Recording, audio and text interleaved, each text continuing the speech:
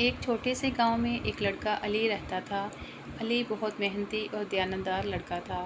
وہ ہر روز نماز پڑھتا اور اپنے والدین کی خدمت کرتا۔ اس کا سب سے بہترین دوست اس کا چھوٹا بھائی حسن تھا۔ علی اور حسن کے والدین بہت غریب تھے، لیکن ان کے دل محبت اور خلوص سے بھرے ہوئے تھے۔ ایک دن ان کے والد بیمار ہو گئے اور گھر میں کچھ پیسے بھی نہیں تھے کہ ان کا علاج کرایا جا سکے۔ علی بہت فکر مند ہوا اور اللہ سے دعا کرنے لگا۔ ایک روز علی گاؤں کے باہر جنگل میں لکڑیاں اکٹھی کرنے گیا تاکہ انہیں بازار میں بیچ کر کچھ پیسے کمائے جا سکیں۔ وہاں اس نے ایک بوڑھے آدمی کو دیکھا جو بہت پریشان نظر آ رہا تھا۔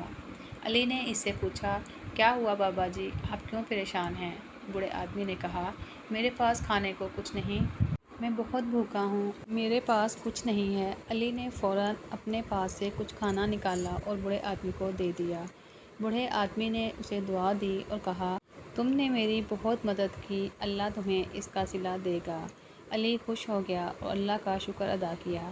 جب وہ گھر واپس آیا تو اس نے دیکھا کہ ان کے والد کی حالت بہتر ہو گئی ہے اور وہ جلدی سے ٹھیک ہو گئے۔ اللہ نے علی کے صبر اور نیکی کا انعام دیا تھا۔